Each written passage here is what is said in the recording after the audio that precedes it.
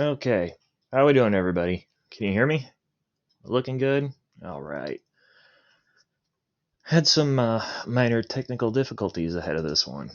Um, I just learned that uh, Twitch app, Twitch Studio Beta does not let you use PowerPoint presentations in full screen mode, which is dumb, but yeah, we'll work with what we got. It's still better than Facebook, which is what we're going to be covering tonight, because what we have here tonight is what I was going to be doing last week, and that didn't end up happening. And I got a really nasty message from Bob saying that he had beer ready, and then the time came around, and the beer went warm, and he's sending me a bill for that, I believe, in the mail. I should be expecting it any day. I don't know what kind of beer it is that he's drinking, but I'm sure I'll have to pay for it. But at any rate, so we had to export this into um, PowerPoint. So, or not PowerPoint, we had to export it into Adobe. So all the animations that were in here, all the wonderful animated GIFs that I had, and the very, there wasn't anything inappropriate in there, I suppose. But all this cool stuff that I had loaded in here, it doesn't work because it's a PowerPoint, or I keep wanting to say PowerPoint, because it's an Adobe file. So that's the housekeeping version of it. Nobody actually really cares, but that's the long and short of it. So hi, how's everybody doing? Um, those of you who haven't caught my streams previously, um, just know that if I don't stop in the middle of talking to answer a question that you have in the chat, it's not because I'm ignoring you. It's just because my only link to the chat when I have any of this stuff running is my phone, and my phone does a terrible job with actually letting me know when people are talking.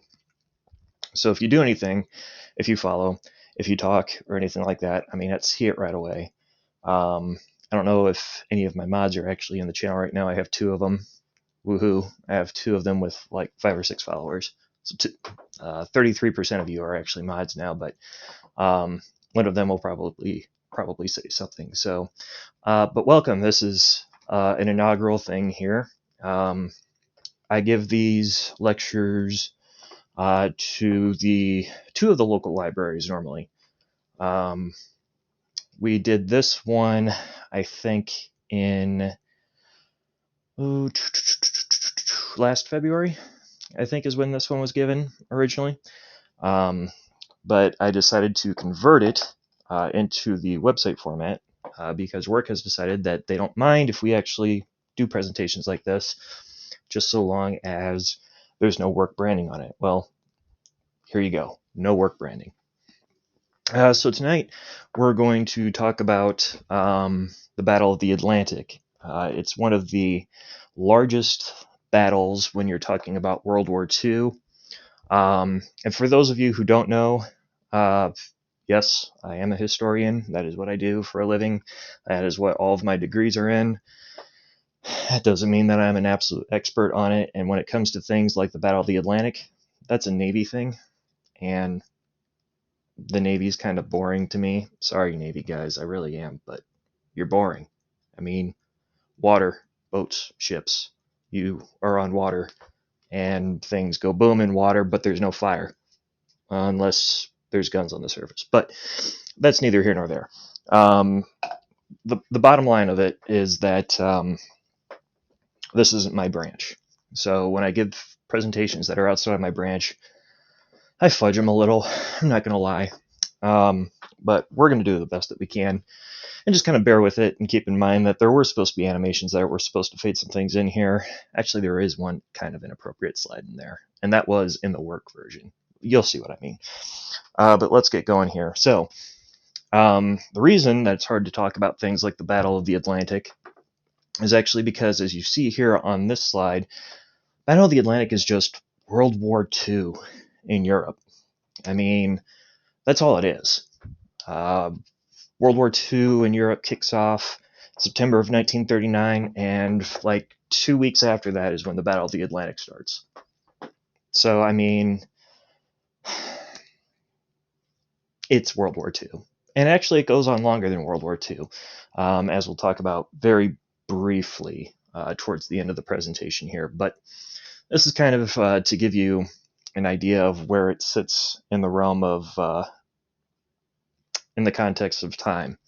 So Germany invades Denmark and Norway, 9 April 1940. Of course, 1 September of 1939 is when they're moving into Poland for the first time. But the key things that you're going to want to be taking a look at by 1945, really, there's not a whole heck of a lot going on with the Battle of the Atlantic, and that's not necessarily because there's no German U-boats out there. It's mostly because the Germans are getting their ass out of Dodge so damn fast that there's really just no time for them to be launching organized attacks out into the Atlantic. So we have what's called the Center of Military History, and we have the West Point History Department. This I don't take a lot from CMH when I get the chance, and the reason I don't take a lot from CMH is just because they're up to their eyeballs in so much other stuff. They just don't have the time. So this information on this slide is actually from West Point's history department. It basically breaks down the Battle of the Atlantic into 5 different phases. We're going to go through all of them kind of quickly. It's only an hour, and there's no islands really in the Atlantic for you to jump across like there is in the Pacific. The Pacific theater, I think I've told a couple of people I could make a class on that. But we'll jump through these. I'm not going to read this. I don't expect somebody to actually sit here and stare at this screen and actually try and read through all of it. But basically, you're going to work this down into 5 different phases, and we're going to be going through all of those. So the first thing to kind of keep in mind is with any theater of operations, you have smaller sub-theaters that are involved. In the case of the Battle of the Atlantic, there's a northern theater, there's the Mediterranean theater, and then there's the Atlantic theaters, which is the north and south sectors. Depending on what military historian you're talking to, you also have a Caribbean theater or an American theater. And those are basically just running the Gulf of Mexico and the Caribbean Sea, which we'll take a look at here as well. Gulf of Mexico, there were plenty of U-boat sightings and U-boat attacks that actually took place in the Gulf of Mexico. There were also plenty that took place up around the inner seas of Canada as well. So the Battle of the Atlantic is just kind of really spread out, and it encompasses an awful lot of territory. But in general, when we're talking about the Battle of the Atlantic, most of the time they're talking about the North Atlantic Theater, the Mediterranean Theater. You don't see a lot about the Northern Theater. You don't see a lot about the South Atlantic. Interestingly enough, if anybody has ever seen that really great movie, The Enemy Below, is it The Enemy Beneath?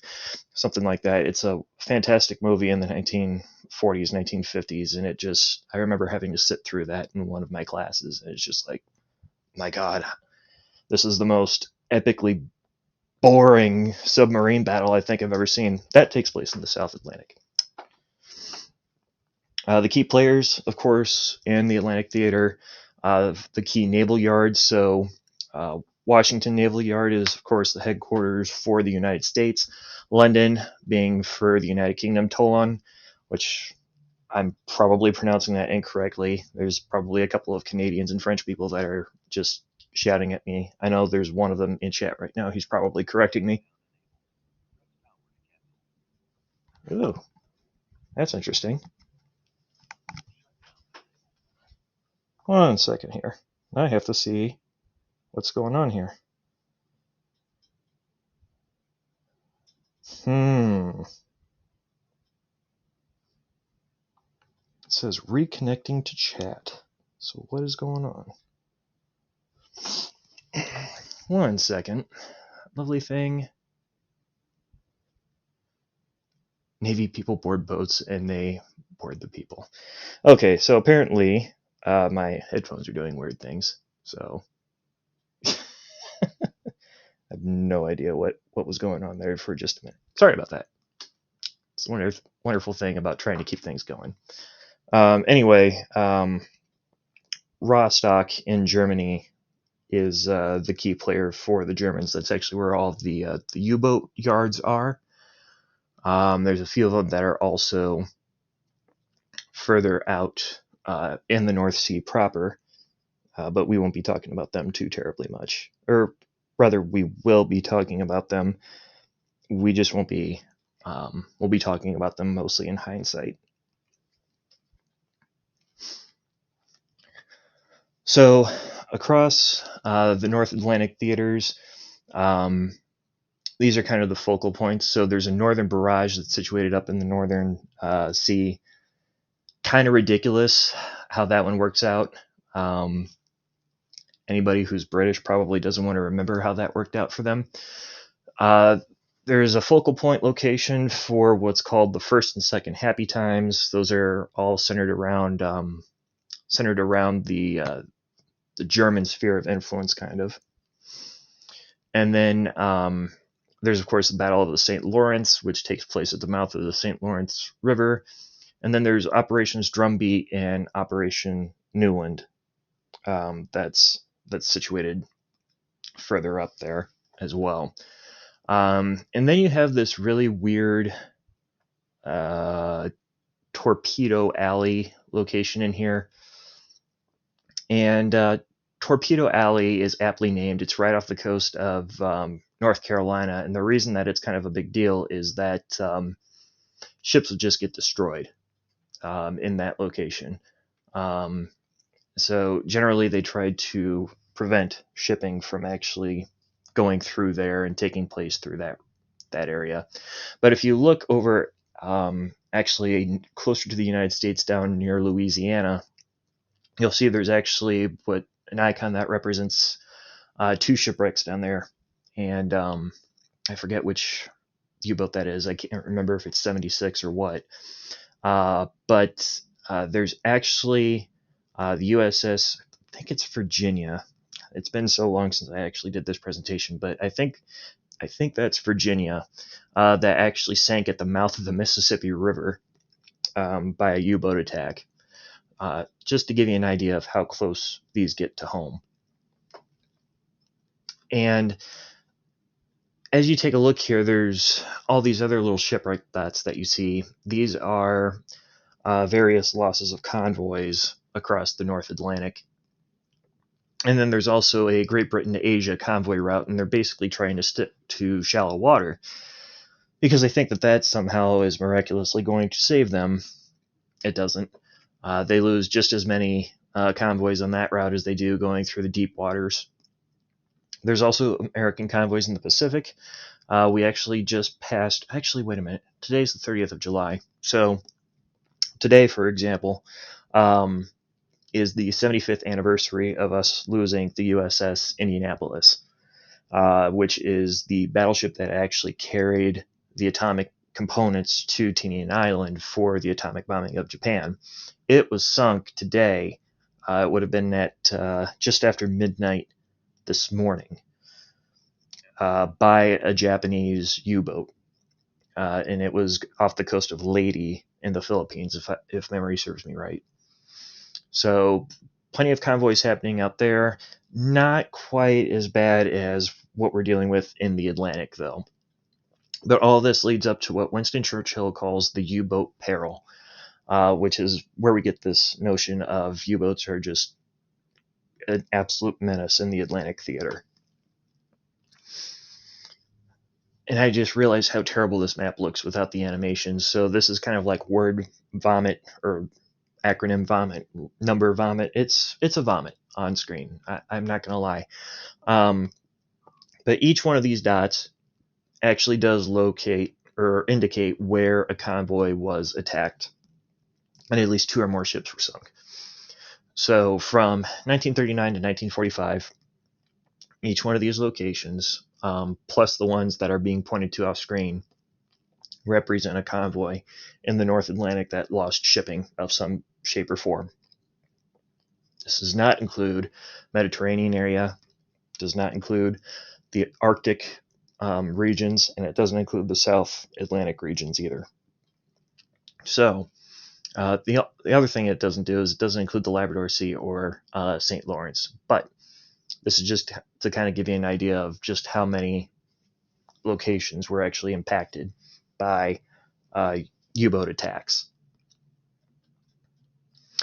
So this was my little inappropriate display. I was going to show you basically this background here, and it was going to be lovely and beautiful, and you were going to get lulled into a false sense of security. And I was going to ask you promptly what this picture was, and you were supposed to say something stupid like, oh, it's clearly a picture of an ocean or water or clouds. And I was going to say, no, you're all wrong. It's epic submarine battle royale, because this is what a epic submarine battle royale kind of looks like to me. I don't know. It's Navy. They're boring. They yes, they fight with boats. Um, it's clearly a picture of an ocean. Yes, it is. And it is. And I had to channel my inner Beatles to find that submarine text. And actually, I'm really sad now that this isn't animated, but it's okay. I'll have a couple extra drinks later, and I'll forget all about it, I'm sure. But this kind of gives you an idea. Imagine that you are on a ship in one of these convoys, and you know the enemy is out there somewhere. So you're looking at this, and you might think to yourself, oh, this is actually kind of a pretty picture. But really, it's just like, oh, God, they could be anywhere. How the hell am I going to know where these guys are? Shit. That's kind of the thought process. So to understand the U-boat peril just a little bit, they're carrying out unrestricted submarine warfare. If anybody is familiar with World War I, you know that's one of the big things that pulled the U.S. in. Besides the fact that they were trying to get Mexico and Japan to attack us. That's a rabbit hole. We won't go down that one. Anyway, but they're carrying out this unrestricted submarine warfare. So even though they're at war with Britain, they're at war with France, they're not yet at war with the United States. We're looking at 1939 here. They're shipping our cargo. The main reason for that is Lend-Lease. They know for sure the Americans are supplying material. So they are going out once again, kind of like how we had issues during World War I, and they're attacking American cargo and American flagged vessels. And those shallow waters, like I said, were just as hazardous as the deep waters. Just because you were in a shallower, hard to say, part of the ocean did not mean that you were safe, not by any means. Again, they were sinking cargo off of in the mouth of the Mississippi River. Promise you, they did not care how deep those waters were. The convoy system, it only really slightly alleviated the hazards, just because, it helped us make sure that there were less people that were dying on these ships, but it didn't really. You're not going to rescue the cargo once it's been sunk. That's not what you do. Cargo doesn't swim. People do, or most people do. I don't know if you're pinned under some stuff. I don't know. Go watch Titanic. But there were various other methods that were used to combat U-boats. We'll talk about a few of those in a little bit. But the big problem is that the supply lines were being threatened. There were German U-boats in the Pacific theater as well, and those really don't come into play until the very end of the war, when the Japanese will actually attack a German base, hijack their U-boats, and start using them against the Americans. That happens in 1945, and that's like one of the last-ditch efforts in Indonesia, which is literally all I'm probably going to talk about with the Pacific Theater. But there were Allied submarines. They were generally very few. Most of them were in the Pacific Theater already. So that was also kind of the big thing too, is that in World War II, by and large, the ships that are in the Atlantic Theater that belong to the United States are mostly U.S. Army flagged vessels. They are not U.S. Navy. There's plenty of U.S. Navy vessels out there, but most of the U.S. Navy is operating in the Pacific Theater. That is especially true come late 1942, 1943, and especially by 1944 and 45. Virtually the entire U.S. Navy is operating in the Pacific Theater by 1945. So this is that one thing where you're just like, well, it seemed like a great idea. It's not a great idea. So the Northern Barrage was set up by the Brits in 1939, 1940. There were about 90,000 mines that they laid in the North Sea, and they were sinking as much of their own vessels as really the Germans were already doing.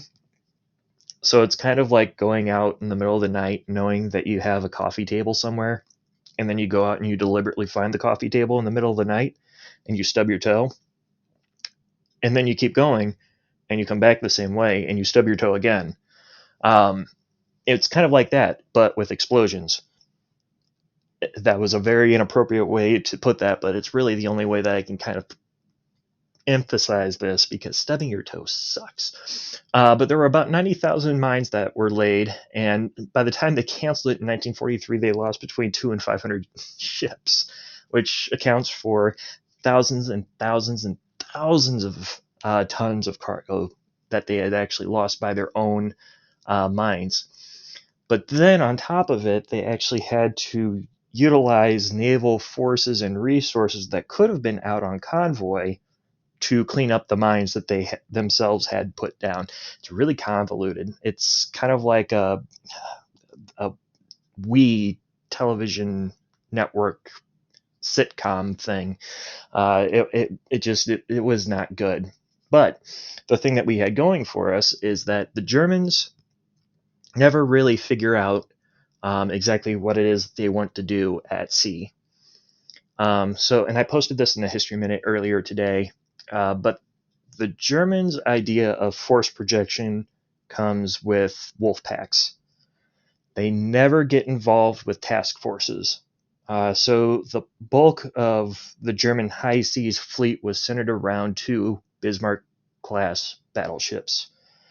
And that's actually Bismarck at the lower right corner in, I want to say it's like 1939 or 1940. But these were the ships of the German fleet. They didn't get any bigger.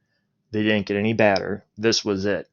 And they had 2 of them, juxtaposed to the fact that the Japanese had, I think it was 12 aircraft carriers, and the United States had 6 or 7 aircraft carriers, and we had like 3 task forces, and the Japanese had 8, and all this other stuff. So the Kriegsmarine sucks, guys. I mean, it's just awful. I mean, the Luftwaffe was starved enough as it is, but the Kriegsmarine was like anemic in comparison to even the Luftwaffe. So, I mean,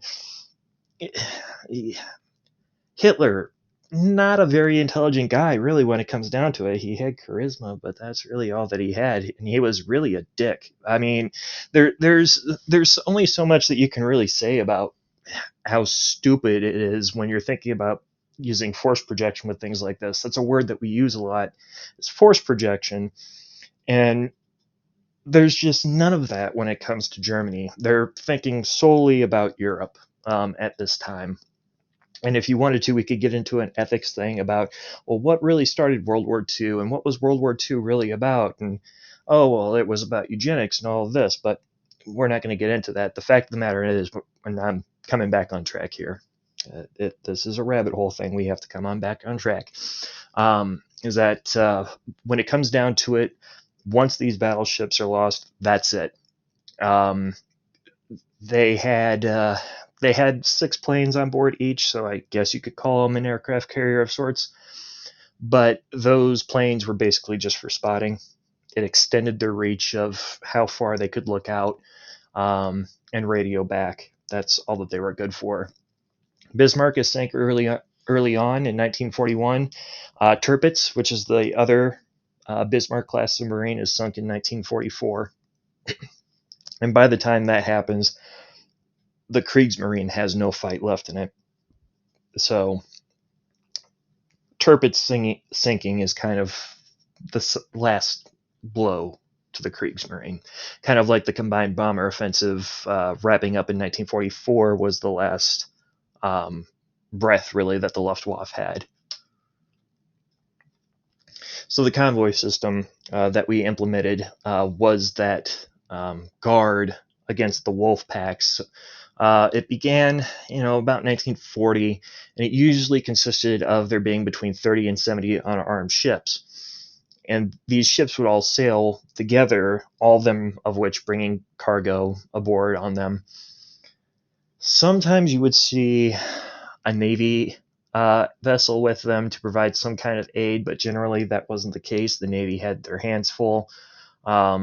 Sometimes you would see escort planes with them, but at this time you have to remember that the operating range for an aircraft was about 400 miles. So unless there was an aircraft carrier nearby, unless they were within 400 miles of land, they weren't going to be getting air cover. So that left a lot to be desired. The surface rating from the high seas forces was generally deterred by, you'll see destroyers get mixed in there every now and then. But generally, by the end of the war, losses for Allied shipping were 3-1 over U-boats. So for every one ship that was lost, or for every one U-boat that was lost, there were 3 ships that had been destroyed by that one U-boat. And these wolf packs would travel in time, usually between anywhere from 6 to 12 U-boats at a time, and they would just go cut right through one convoy and move on to the next. So it got pretty bad there for a while.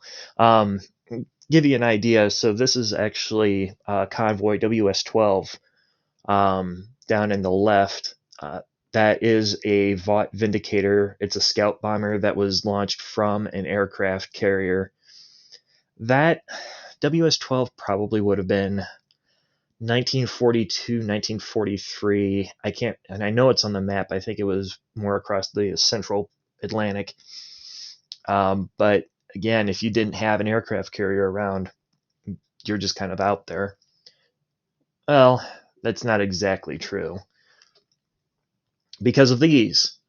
This is one of the coolest things that I've ever seen in my life, and I didn't know about them actually until I started doing research on this presentation. So they had these really cool things called cam ships.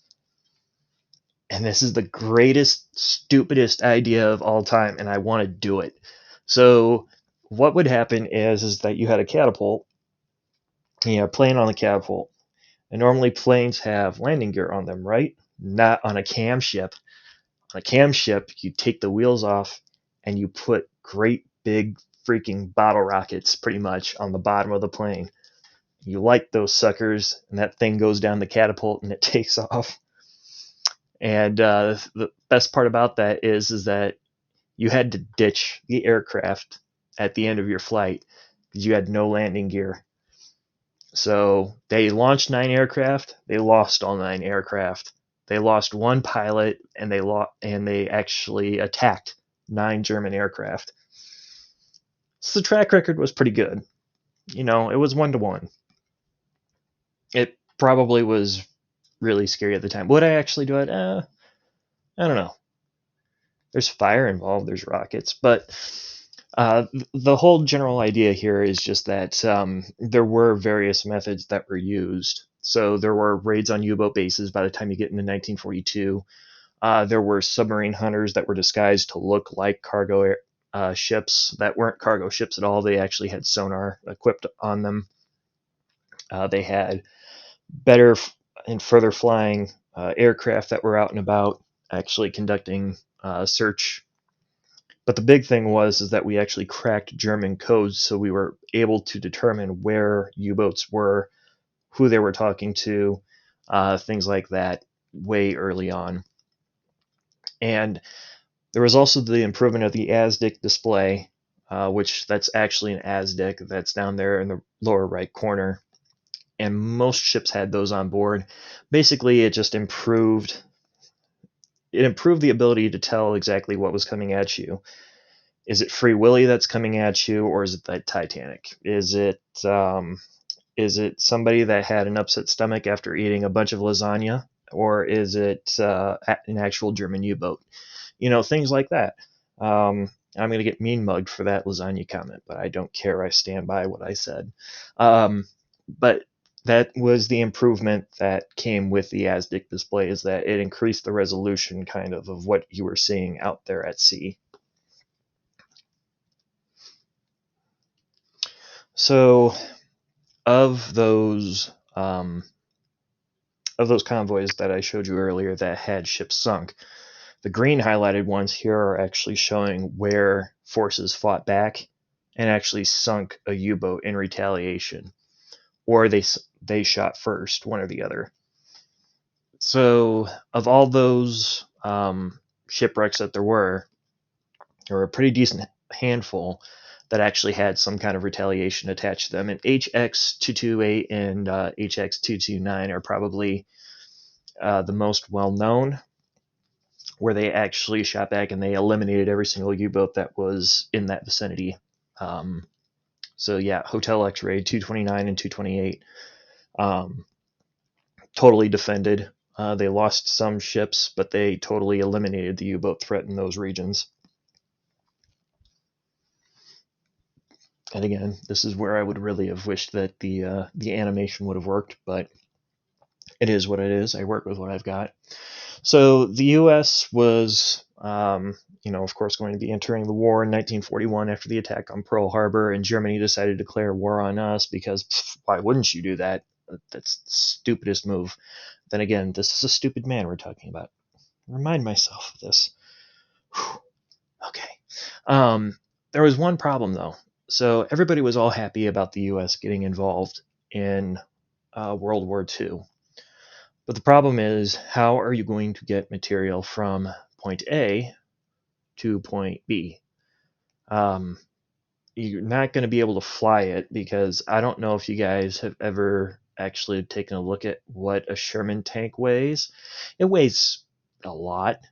Yeah, just a lot, and you need to move a lot of them. 1, 2. Yeah, you need to move a lot of those. So you're probably not going to fly them. And ship in water, U-boat in the water with torpedo. Yeah, no, that's not a good idea either. So the problem became, well, what are we going to do about this? And the U.S. had absolutely no organizational means to actually launch or counter any kind of U-boat strikes that there were. So generally, when there was a U-boat strike on an American convoy, the immediate reaction is, we're not going to tell anybody about that. We're just gonna just keep shipping the stuff over there. Don't tell anybody about that. We don't want to lose this memento that we have. And that's generally what would happen. This is where I really wish that this would work. So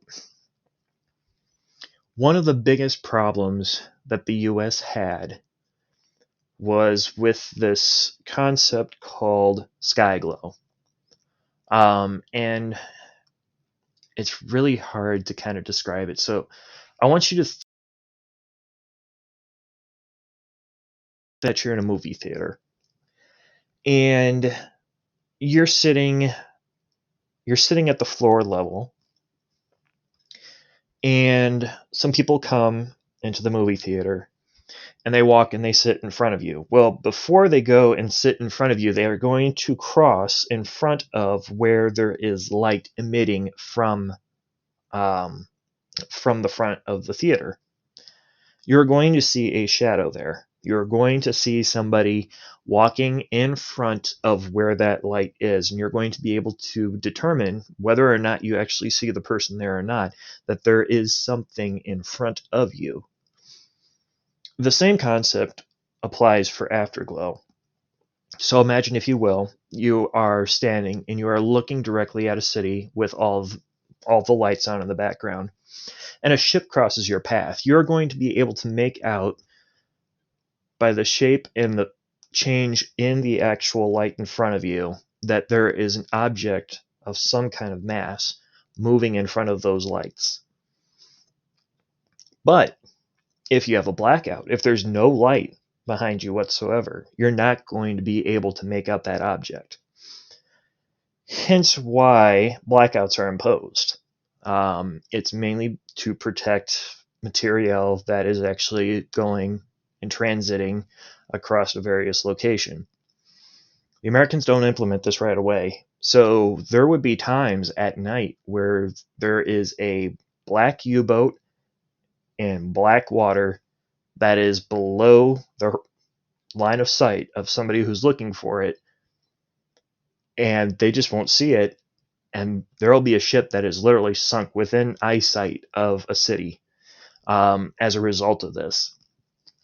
So the U.S. eventually will impose that blackout policy, and once they do, you start to see the loss of U-boats kind of decrease just a little bit. But before they do, you'll see things like the Second German Happy Time, where they're just sinking ships left and right by the hour, tons of shipping lost. So another example here, that's Pennsylvania Sun, just after she was struck in the Gulf of Mexico. So the biggest hotspots are in Gulf of Mexico, primarily Louisiana, Alabama, Mississippi, and the Florida Panhandle, over towards North Carolina, up towards Virginia and New Jersey and New York. Those are the primary areas where they're actually losing so many ships. But there's one thing that the Germans don't have, that the British don't have, that the Japanese don't have, that the Americans have, and that's the ability to just make shit up. I talk about this a lot when we get into the Pacific theater, but the Americans are able to just outproduce everybody and everything. So by the time you get into like 1942, 43, it's just launch it. Okay, we'll launch another one. Just keep launching. And you'll see things just constantly going out of shipyards. We use a term today called launch and forget methodology. That's not exactly what they're doing here. There's still men and material that's on board those ships, but by and large, you're just putting so much material out there that you're just hoping that it gets to its destination.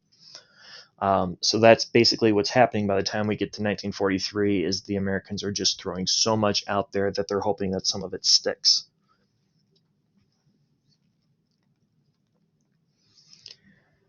So I questioned whether or not to put this slide in here, and part of me is really regretting that I actually left it in here. So in the Mediterranean theater, there are still operations that are ongoing.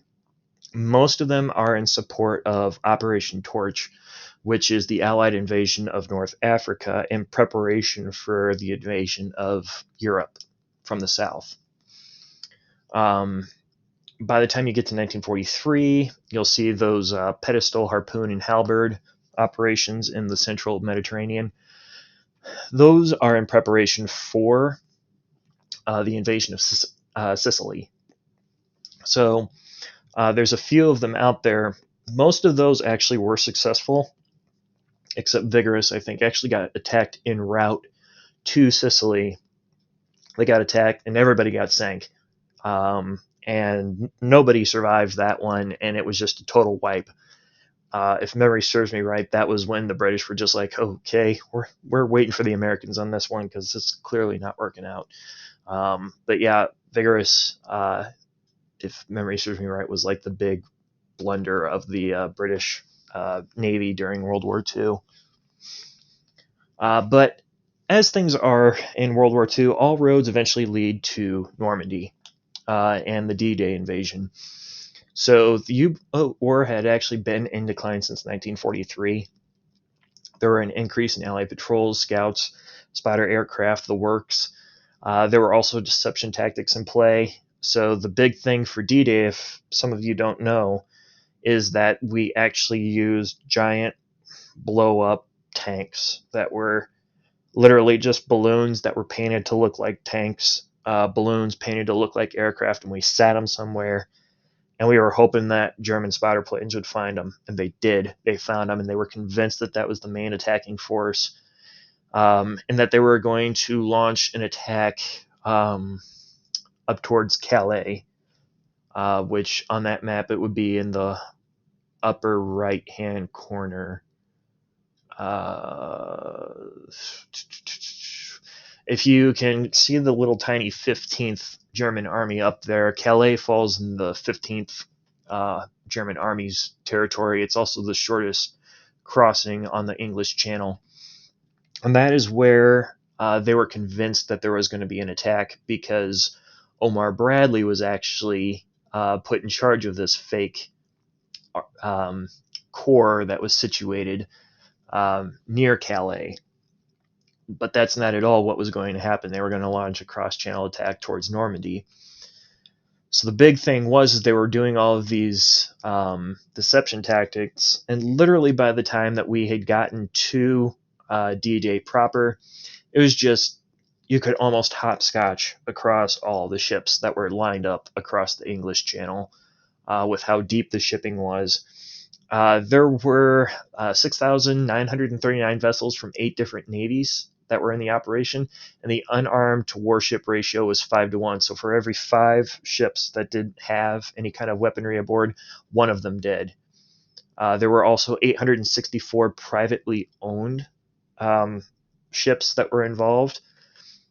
The biggest loss of any kind of shipping during the Normandy invasion was actually due to underwater obstructions. It had nothing to do with U-boats. In fact, there were no U-boats close to the D-Day AO on the day of D-Day. So most of them were further out. They were in the area, don't get me wrong, but they were not close enough to make any kind of attack, and there was not enough information for them to work with a D-Day attack. So there were about 100 ships that were actually that belonged to the Kriegsmarine on D-Day. 4 of them actually sailed into a smokescreen. They claimed hits on a couple of ships, but those ships that sailed into the smokescreen were never seen again. So they were apparently lit up by Allied anti-ship fire, and they were just never seen, never accounted for, nothing. They were just gone. Like you see up there, 40 U-boats in the Normandy area, sheer number of ships present made the operation unappealing, which, if you had no idea exactly of how many ships were involved, it would look pretty unappealing. I want to go back here real quick. If you look at a couple of those airplane routes there too, they were actually dropping metal all over the place. That was a deception technique that made the invasion look so much larger than it actually was. They were making it seem like there were probably 3 to 5 to 10 times as many ships and as many aircraft as there actually were in those operations. So the Germans really had no idea what was going on at the time. Not to mention, at this time, there was virtually no Luftwaffe operating in the Normandy area at that time. So I had to channel my inner pun for this slide, and I'm looking at it now and I'm groaning. So the last of the U-boats, or the U-boatians, I actually died a little bit inside saying that. So there were Type 21 and Type 23 U-boats, and these were the latest and greatest of U-boats. They were primarily electric operated, which is something that we're actually going back to, which there's a little bit of irony with that. Anyway, they were basically designed to run deeper, faster, and take a lot less energy than the standard U-boat. And that's well and good and all, but by the time these U-boats actually got involved with any kind of an attack, pretty much the Battle of the Atlantic had wrapped up. The USS Black Point was the last U.S. boat to be struck in U.S. waters. There were only 5 ships that were actually sunk by the new type of U-boat. So really, there's just not a lot going on by the time 1945 comes around. The last action in battle was the sinking of U-320 on 8 May. So that is literally the day, well, it's actually the day of surrender. But I think we celebrate VE Day on 9 May. But just to give you an idea that they were fighting with U-boats up to the day of surrender. Despite the fact that most of the German land forces had pretty much decided, you know what, this ain't worth it. We're clearly not winning here. Oh, by the way, our guy offed himself in a bunker somewhere with his Satan girlfriend. But just to give you an idea that Kriegsmarine really, they had no communication. The Americans were pretty much storming across all of northern and western Europe, taking out U-boat base after U-boat base, and there was not a lot left by that point. Germany had failed to cut off Allied shipping and supply routes by that time as well. There weren't enough U-boats to actually keep the Americans or the British or the French by that time as well from restocking and resupplying. Most of the U-boats that were remaining by that time too were also starting to be sunk by the Germans themselves in order to prevent their capture. The main thing for that comes from Deadlight, the Deadlight operations, which was basically the Royal Navy's responsibility to handle any surrendered German U-boats that were still remaining in any shape, way, or form. And basically what they were doing is they were taking these U-boats out and they were using them for target practice, or they were using them to test new sonar techniques, or they were using them for some kind of deep sky bombing. There were a lot of different things that they were using them for. So there were about 116 that were scuttled as part of the operation, but to give you an idea of how bad a shape those were in, only 56, only about 60 of those actually made it to their target area when they were being towed. A lot of them just sunk on their way out there because they were in that bad of a shape. 10 of them were salvaged, though, and some of them were put on display. Some of them were kept for research. I think there's like 2 legitimate German U-boats that were in Deadlight that were actually preserved and kept for the sake of historical preservation. At the time, though, historical preservation just was not on the minds of these people following World War II. So, as we get closer to the end here, so Battle of the Atlantic by the numbers.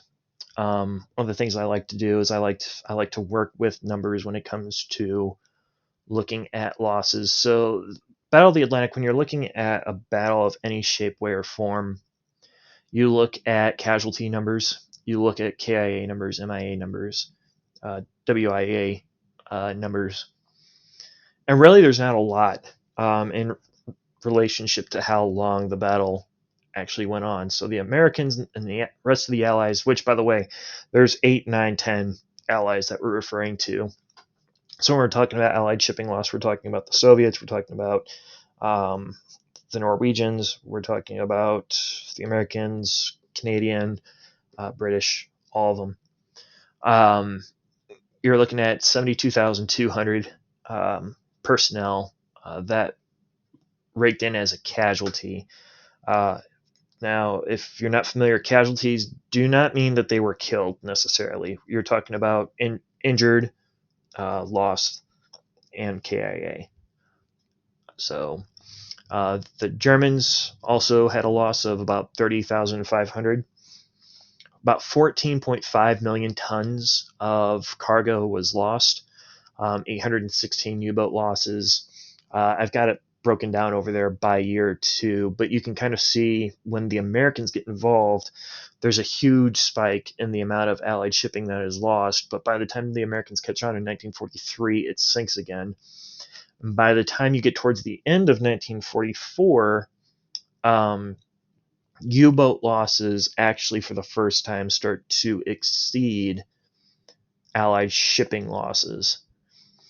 So it really kind of, you really see where the war is kind of over by that means. So at the beginning, when we showed you the map with all the wonderful red marks on it that showed the actual name of the convoys, each one of these red shipwrecked areas in the same location shows where U-boats were lost, in addition to the green that's on there. So just plenty of strikes on U-boats across the Atlantic, across the Mediterranean, up into the Baltic Sea. Most of the ones that are lost in the Baltic Sea are actually struck by airborne attacks, combined bomber offensive strikes, deep strikes, things like that. Most of those in the Baltic as well are mostly lost by um, Soviet attacks. So Americans can't claim all of them. Surely some of them out in the Atlantic, those are British executions as well, but the ones in the Baltic are virtually all Soviet. The big takeaway from it, though, is that for the most part, this is where most modern anti-submarine, anti-naval warfare tactics come from. So um, the importance of submarine warfare, anti-submarine warfare, things like that, all of it stem out of the Battle of the Atlantic.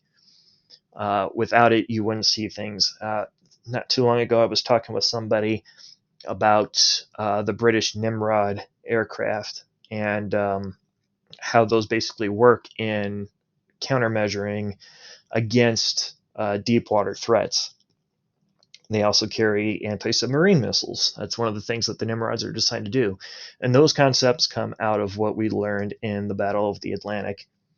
The American equivalent of that, by the way, is the P-8 Poseidon aircraft, and that thing is just insane. If you ever get a chance to take a look at one of those, I encourage you to do so.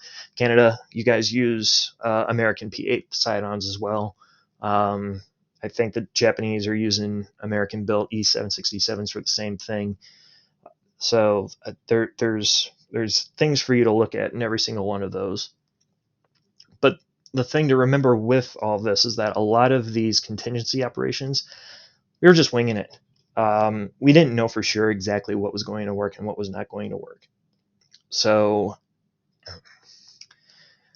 it was a lucky guess, for lack of a better term.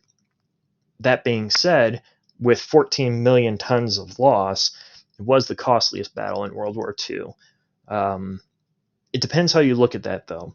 You can easily argue that the battle that has the largest loss of manpower is the costliest battle, and I would tend to agree with that. From a numbers and a figures standpoint, the Battle of the Atlantic takes that title, however. So it's perfectly fine if you don't agree with that line. I understand if you don't agree with it. And actually, I would tend to agree with the fact that you disagree with it. But textbook definition, that's what we're looking at. Depending on who you talk to, also, it might have a controversial outcome. Well, the Allied response to it, the amount of losses was not equivalent. Well, this and that and the other thing. Dude, I don't care. History is full of that kind of stuff.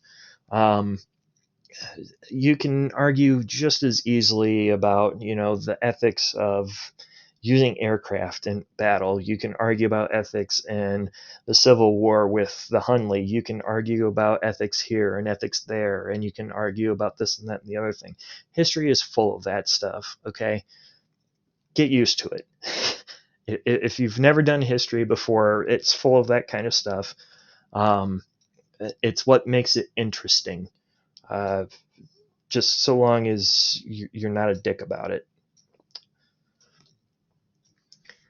Real quick, before we do wrap it up here, I have a couple of things to point out. So there's a couple of resources that are absolutely fantastic when it comes to the Battle of the Atlantic. So a lot of the figures and data that I pulled actually were not from the U.S. Well, they were from the U.S. Army and the U.S. Navy. They were all compiled by uboat.net. And if you've ever got any questions about anything having to do with U-boats, uboat.net is a good place for that, just because all they do there is sit and look at data all day. It sounds boring as hell to me, but that's what these guys do. They sit there and they look at data, and then they compile it and they make it so that it's actually useful. I know a couple of people like that can just make up Google Docs on the fly. It's really kind of scary, and I'm not sure entirely how they do it. But another good one is navalhistory.net, that has plenty of information about shipping losses for Brits between 1939 and 1945.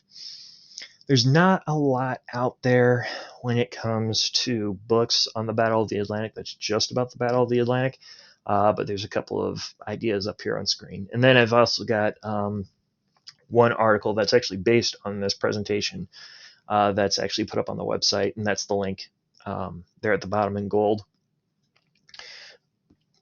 With that, maybe, there we go. I do have a couple of upcoming presentations as well. Normally I was going to do this on the first and third Thursday of the month, and I had a brief panic attack because I thought I had something scheduled for this coming Thursday and the September Thursday, but it turned out that I didn't. So next week, 6 August, 1 hour earlier, but still here, that we will be doing Strategic Bombing in the Pacific Theater. That is the presentation I just gave last month. And then we will be doing, on 20 August, the atomic bombing of Japan and the end of World War II. That one I am also giving at the local libraries the week after next. So we're going to kind of catch up. We're going to do the World War II commemoration stuff. And then a couple of things here called Forgotten History. It's a series that I've been wanting to do for a long time, and I've been having to get approvals to actually do these. But we're going to be doing things on the atomic cannon, which I know a few people that'll be interested in that. For those of you who don't know, the atomic cannon is a 280 millimeter howitzer that was actually designed to fire an atomic warhead, and one of them actually did in May of 1953 in the Baker shot. So there's some preliminary rating. And then we're also going to be doing a presentation on the 24th of September, and that will be on strange madman weapons. The atomic age, the evolution of nuclear deterrence in the Cold War. One of those topics is going to be a object that's called the flying crowbar. I love that name. It's the most terrifying weapon I think I've ever heard of. But we'll be talking about that a little bit more when we get towards the end of September. With that, though, I think we are going to wrap this up. For those of you who kind of stuck through it, I know it's a little bit different than what we normally. Well, I've done 3 streams. This is my 4th. If you're used to the video game streams, those will be on regular schedule. Those are Wednesday, Sunday. Yeah, Wednesday and Sunday at 8 o'clock, and those will be running normally as well. But do any of the 2 of you who are currently in chat actually have any questions? Because I'm actually back in the window that I can actually answer questions now. Okay. Nobody's typing. Not even the teacher. I know there's a teacher in chat still.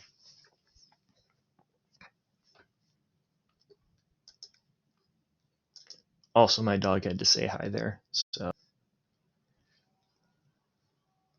okay. Well, folks, I think that is going to do it for this presentation. I hope you enjoyed it. If you have topic suggestions for me for things like this, let me know. These presentations will eventually actually have a co-host. The idea is that there's going to be like 2 or 3 of us actually involved with this. I'm just simply doing the dry running for it right now. eventually there's going to be a little bit more with it. We'll probably have a couple of drinks and sit down and talk some random history bullshit or something like that. But we had to make sure that everything worked in the meantime. So, all right, folks. Well, with that, we will see you at the next stream, which should be on Sunday. Have a good night.